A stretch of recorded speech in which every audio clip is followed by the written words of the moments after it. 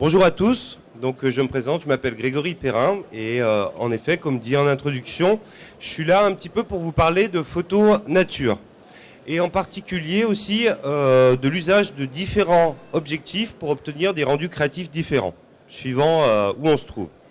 Alors, je tiens à vous signifier au départ, avant de détailler un peu plus la photo nature que je pratique, c'est qu'avant de faire de la photo, il y avait déjà un besoin chez moi de m'immerger un petit peu dans la nature, de prendre le temps d'observer, de respirer. Un besoin presque spirituel pour moi.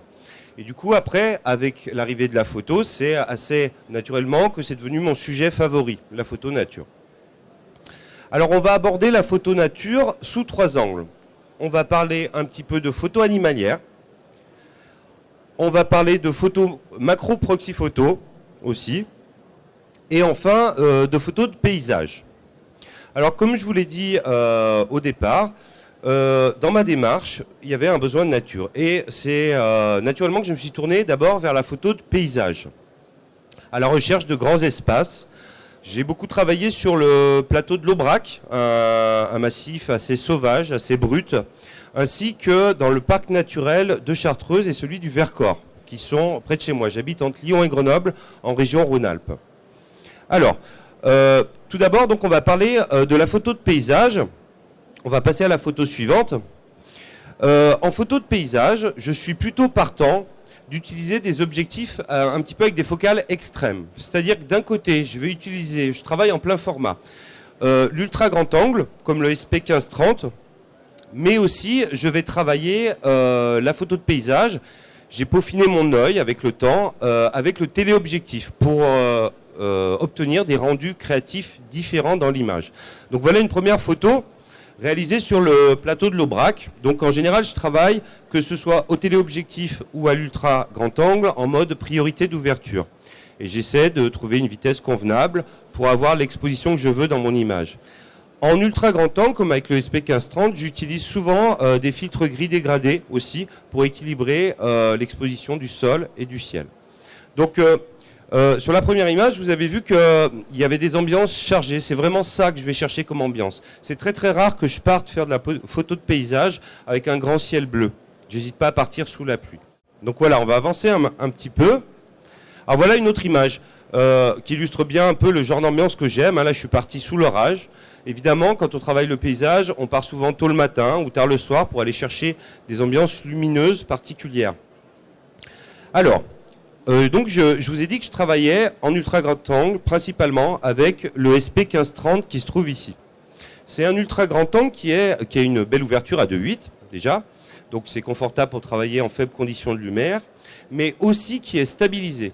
Alors souvent on dit à quoi ça sert d'avoir un ultra grand angle en paysage stabilisé, puisqu'on peut on peut utiliser un trépied. Alors en fait, moi dans mes démarches, en tout cas dans mes démarches de photographe nature, j'aime parfois partir léger pour être à l'aise, me déplacer rapidement dans la nature. Et cette image illustre bien. Donc ce matin-là, voilà, je suis parti très léger, j'avais seulement le boîtier et le 15-30. Et en fait, pour illustrer l'intérêt d'avoir un objectif stabilisé, même s'il est très lumineux, c'est que cette image a été réalisée à 1/6 de seconde à main levée.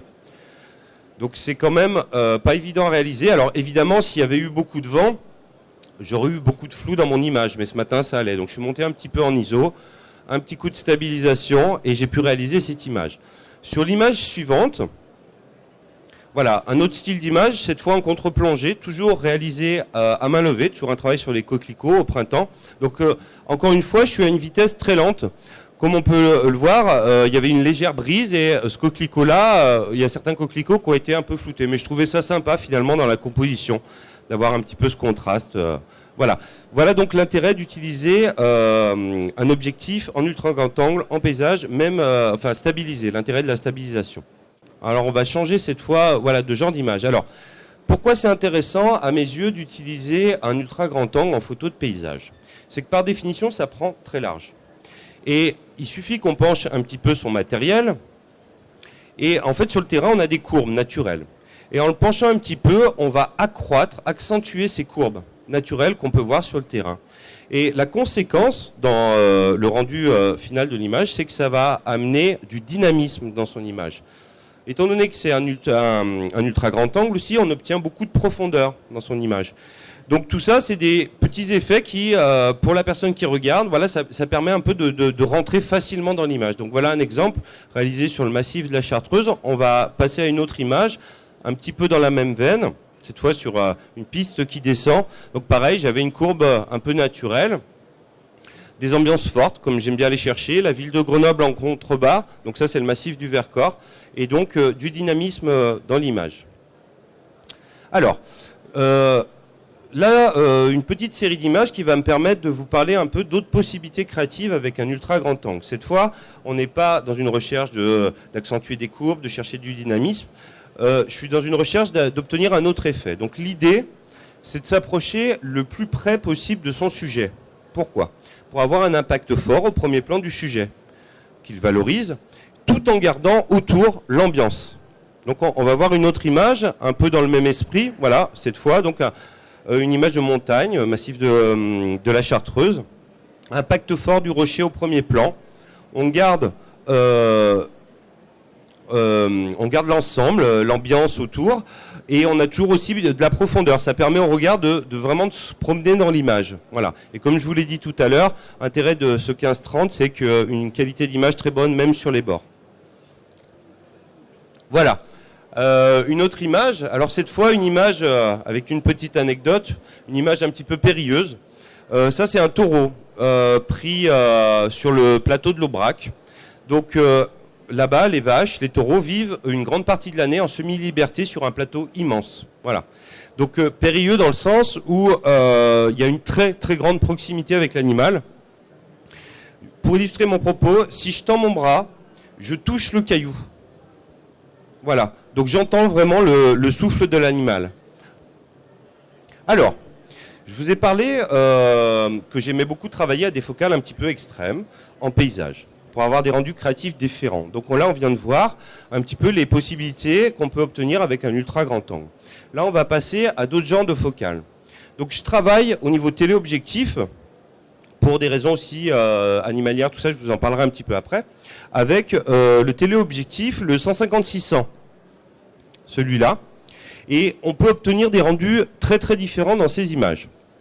Alors, quelles vont être les conséquences d'utiliser un téléobjectif ? C'est que simplement, ça va valoriser les différents plans dans l'image et ça va écraser les perspectives. Et on peut aussi, alors dans cette image il y a tout, on peut aussi, avec un téléobjectif, isoler son sujet.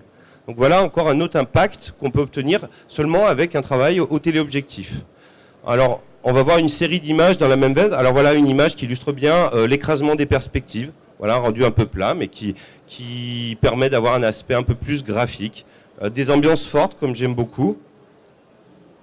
Voilà une autre image, ça cette fois prise sur le massif de l'Aubrac, avec ces ambiances de brume si particulières au plateau de l'Aubrac. Souvent, quand j'utilise le télé en paysage, c'est vrai que pour encore plus valoriser ces différents plans dans l'image, je prends des photos en vertical aussi. Ça accentue un petit peu l'effet.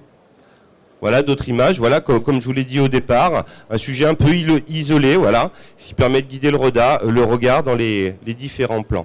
Donc à signaler, comme pour que ce soit là du grand angle ou du téléobjectif, photo de paysage évidemment, je cherche les ambiances du matin ou du soir.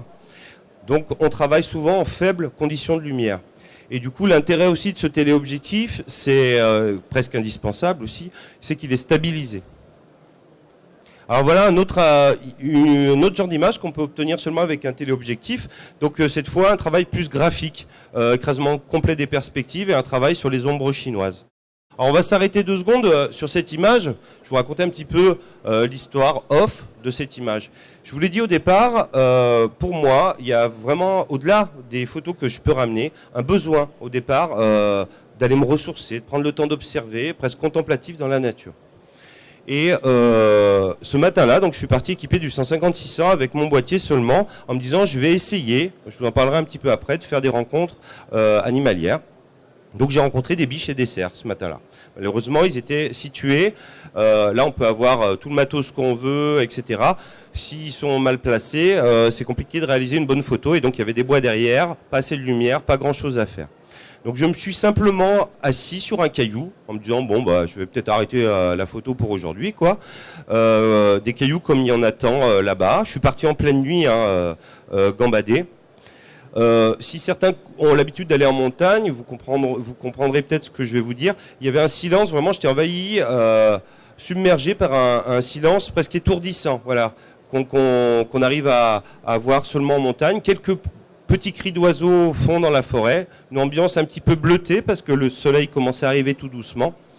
Et d'un seul coup, le soleil est passé au-dessus de l'horizon et la terre s'est embrasée. Voilà. Donc ça, c'est une image brute de capteur. Il y a eu 3 minutes de folie magique comme ça, que j'ai pu donc réaliser quelques photos.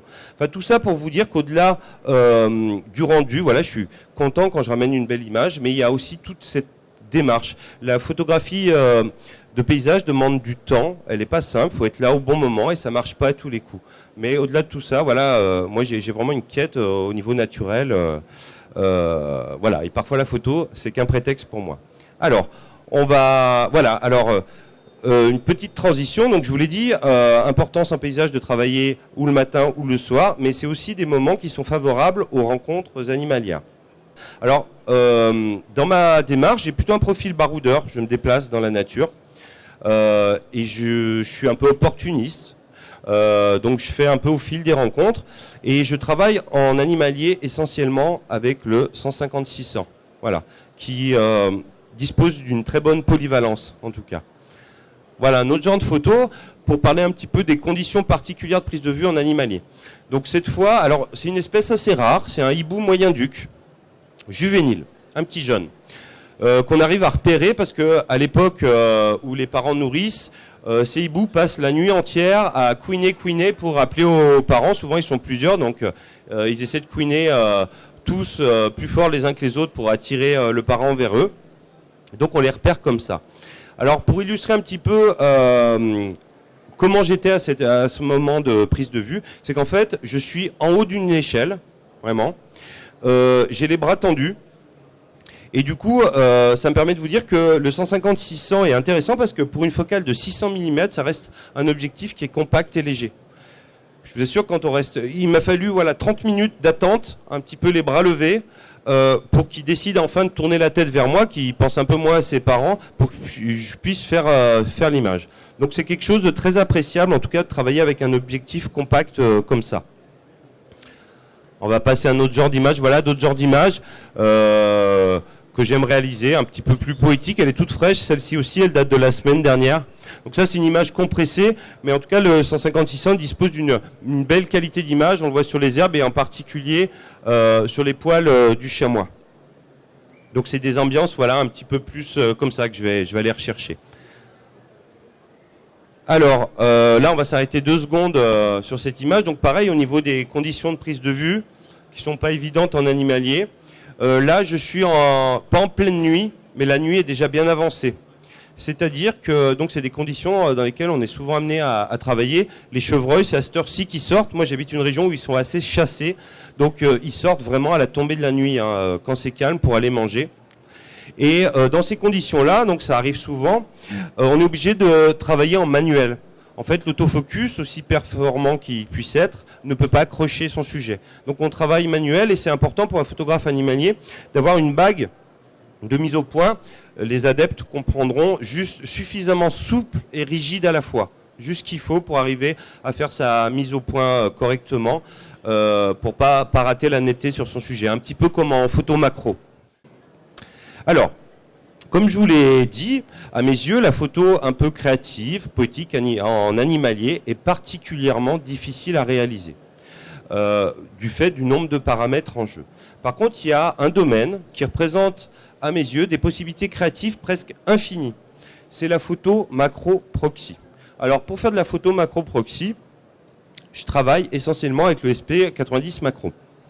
Je vous donnerai tout à l'heure, on s'arrêtera sur une jolie plante qui s'appelle la fritilière pintade. Pour illustrer un peu mon propos, je vous donnerai 2-3 trucs et astuces qui, en tout cas, à partir du moment où je les ai eus en tête, ont vraiment changé ma manière de travailler la photo macro. Cette image est une image brute de capteur. Il n'y a aucune retouche logicielle. C'est juste de la technique sur le terrain. Donc, on va passer à l'image suivante. Alors, déjà, dans un premier temps, pourquoi à mes yeux, la photo macro présente des possibilités créatives incroyables et même une part de magie. Alors déjà, oui, je cherche à obtenir en macro des photos pareilles. Je ne suis pas du tout dans une démarche naturaliste. J'essaie d'avoir des images presque parfois un petit peu surréalistes, travailler les ambiances.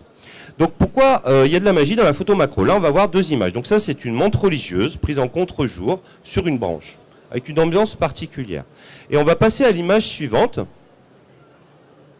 Voici une montre religieuse sur une branche dans une ambiance particulière. Alors la différence entre ces deux images est infime. En fait, la prise de vue a été réalisée seulement à 1 minute d'intervalle. C'est-à-dire que c'est la même montre religieuse, la même branche, au même endroit. C'est juste moi qui ai changé de position. Je me suis reculé un peu pour la deuxième pour avoir un plan un peu plus large. Je me suis décalé de quelques centimètres pour sortir du contre-jour violent dans lequel j'étais avant. Pousser un petit peu ma balance des blancs sur la gauche et on peut obtenir une photo complètement différente. Donc, alors là, c'est une montre religieuse, donc ça arrive à bouger un petit peu. Là, il faisait un peu froid, elle m'a laissé le temps de prendre les photos. On peut imaginer que sur une fleur, par exemple, à même situation, au même moment, en tournant autour de son sujet, on peut, en testant des choses, en se servant de l'environnement, comme on va le voir après, on peut réaliser 20, 30 images différentes sur le même sujet.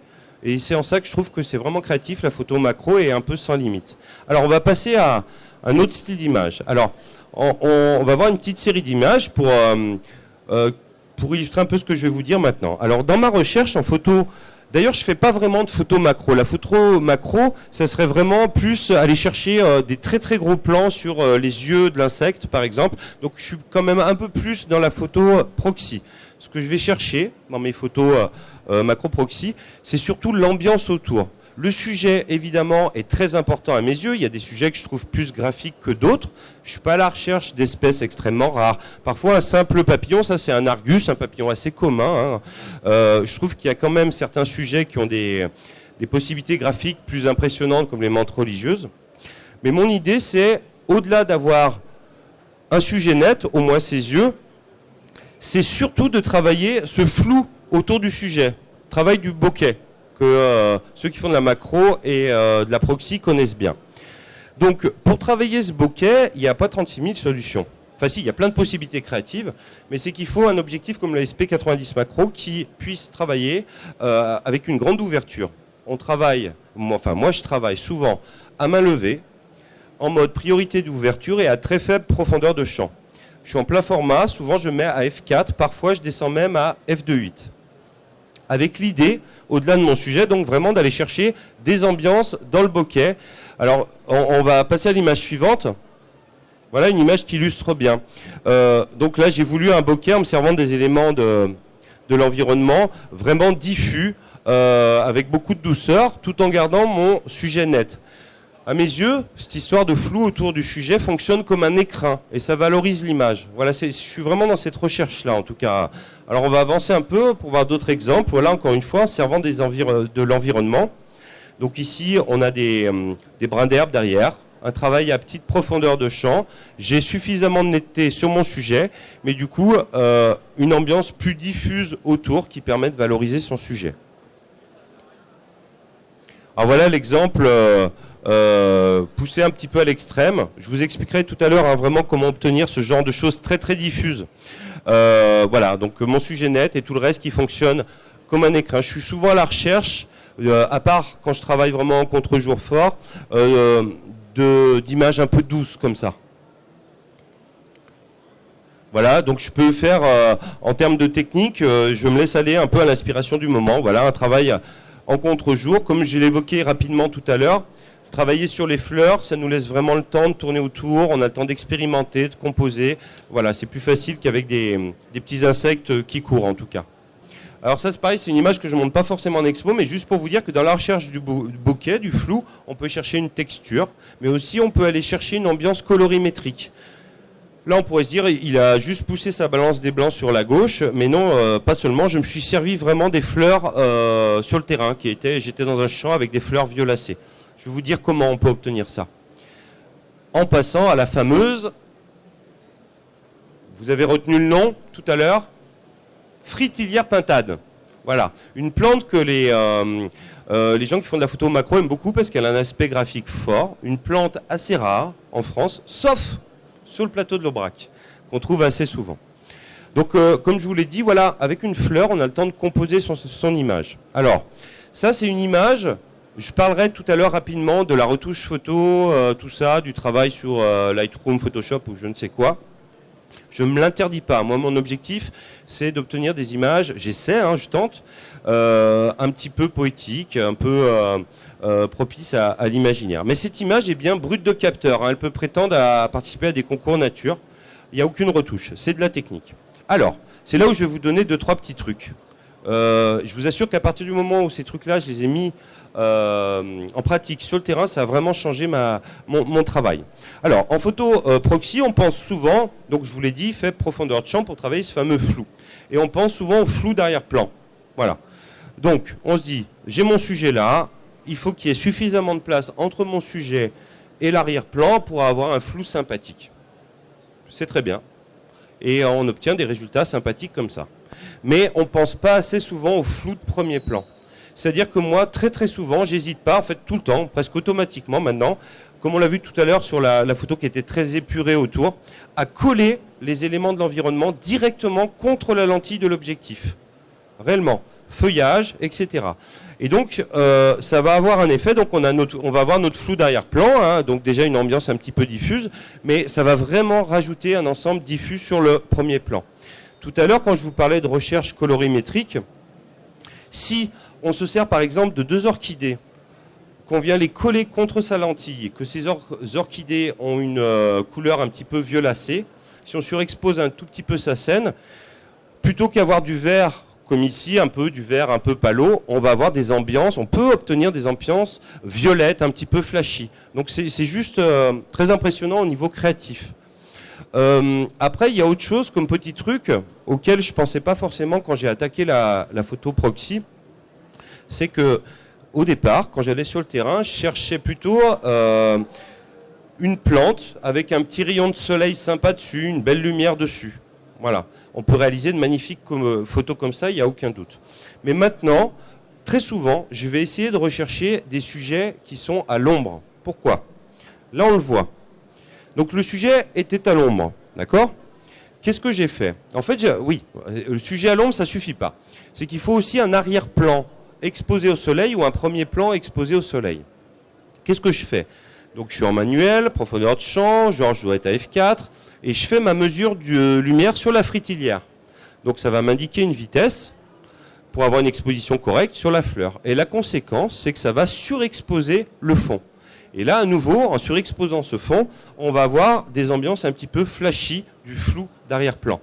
Si on est à la limite de la surexposition, c'est ainsi qu'on peut obtenir des tonalités vraiment pastel. Voilà. Voilà en tout cas 2-3 petits trucs que j'utilise automatiquement maintenant en photo macro proxy pour obtenir voilà, ce genre d'ambiance.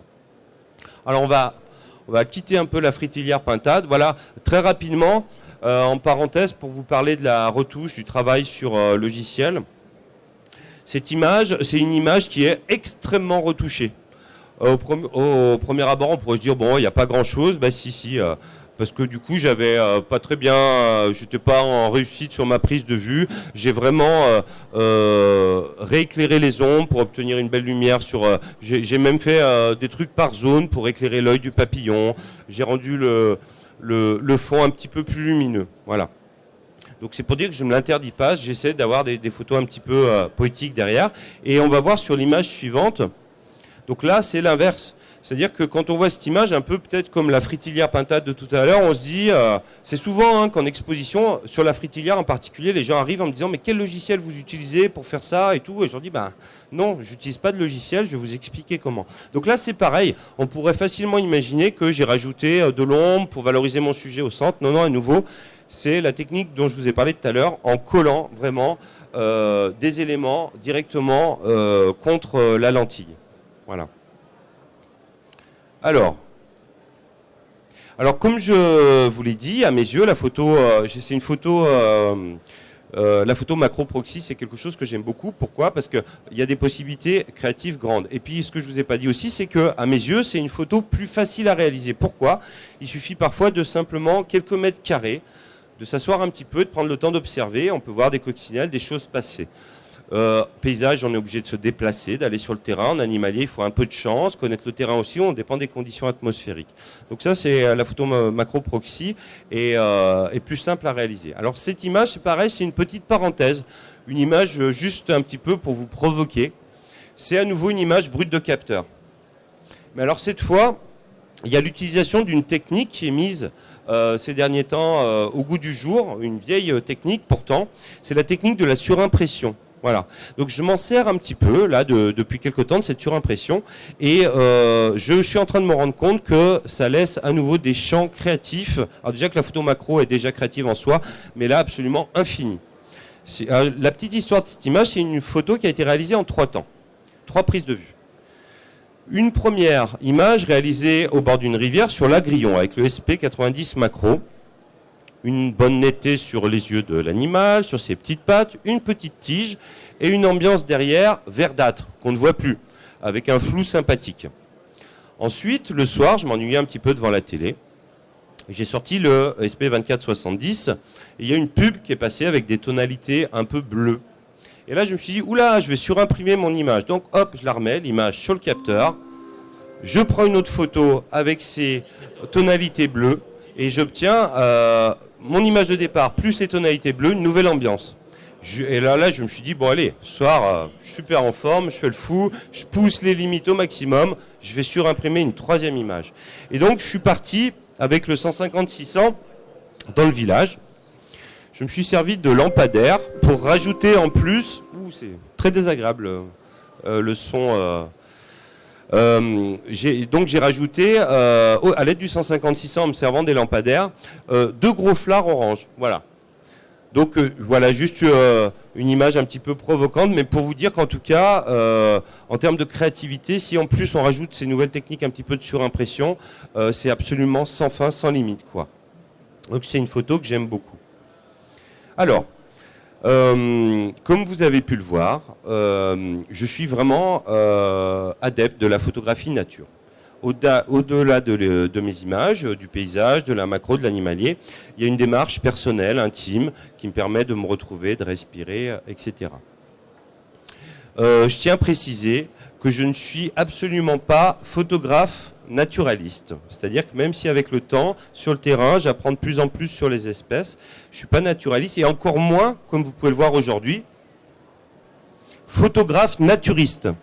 Alors, je vous le dis, pourquoi? Parce que j'ai reçu quand même plusieurs emails chez moi en me demandant des renseignements sur la photo naturiste. Voilà, je suis désolé, je ne peux pas répondre à ce genre de questions. Mais en tout cas, depuis que je fais de la photo, j'ai découvert vraiment un moyen créatif, quelque chose qui me fait du bien, et je suis ouvert à l'image en général. Donc là, je vais vous présenter un petit peu d'autres images qui parlaient un petit peu de la polyvalence de mon travail. Voilà un panorama monté en bord de mer sur la côte espagnole. On va avancer un petit peu. Une image voilà, avec des ambiances fortes, chargées, comme j'aime aller chercher en pleine nature, mais cette fois sur la région parisienne, sur la Seine. Des images voilà, mettant en scène un peu des personnages en milieu urbain. Des images, voilà. Alors, je vous ai dit que j'avais un grand besoin d'aller dans la nature, mais de plus en plus, je m'éclate et je me fais plaisir à travailler aussi en milieu urbain. Je trouve qu'en termes de graphisme, en particulier quand je viens sur la région parisienne, il y a beaucoup de choses à faire. Alors, en architecture, j'ai beaucoup travaillé aussi avec le 1530 pour toutes les raisons citées précédemment en photo de paysage. Déformation des perspectives, bon comportement en contre-jour. Voilà, donc c'est un objectif que j'ai souvent avec moi pour travailler l'archi. On va avancer un petit peu sur les images un petit peu d'archi. Voilà, une image de Notre-Dame, petite contre-plongée, accentuation un petit peu des courbes, ça donne un peu du dynamisme. Encore une image, voilà, en contre-plongée avec de la perspective. Des images un peu plus urbex, urbaines, sur le quartier de la Défense, qui représente vraiment à mes yeux un gros potentiel graphique. Il y a beaucoup de choses à faire. J'aimerais beaucoup travailler de nuit un petit peu aussi sur la région. Voilà, le bon comportement de l'objectif en contre-jour. Voilà, ça c'est une image prise un petit peu à la sauvette, en passant un passage piéton. Clac, j'ai sorti Enfin, j'avais le boîtier dans les mains, quoi. Et j'ai fait une photo rapide. Voilà, toujours l'intérêt de travailler avec un ultra grand angle, c'est d'avoir beaucoup de profondeur dans son image et ça permet au regard de se faire happer dans l'image. Voilà une autre image en contre-jour, en fermant beaucoup le diaphragme. Voilà, on peut obtenir de la diffraction là avec le soleil qui passe à travers les feuillages et faire des belles étoiles. Ça marche aussi avec la lune. Alors voilà, là on va s'arrêter 2 secondes. Pourquoi? Parce que je vous ai parlé de 3 objectifs, le SP1530, le 90 macro L150-600, qui sont indispensables à ma pratique de photo nature. Il y a un objectif dont je ne vous ai pas parlé et pourtant qui est très très important pour moi dans ma pratique et un objectif que j'ai presque tout le temps avec moi. C'est le 24-70 de 8 stabilisé.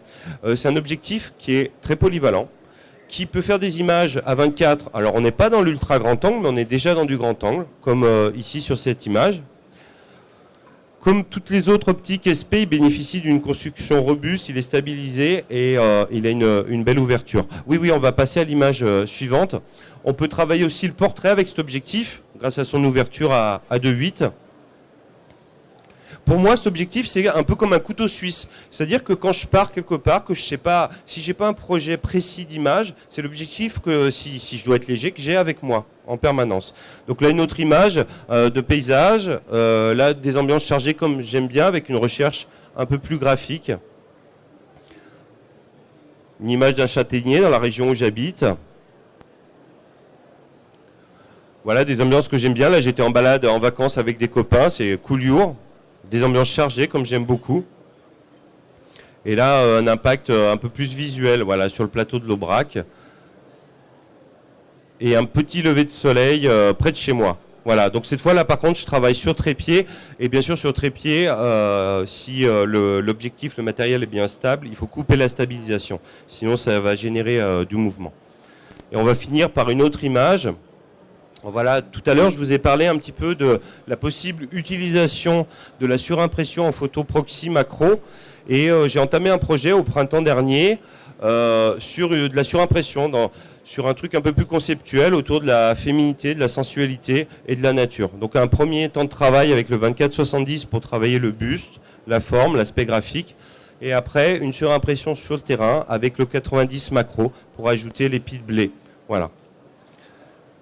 Alors, comme vous l'avez vu, voilà, je suis plutôt photographe nature. Je suis aussi ouvert à d'autres domaines.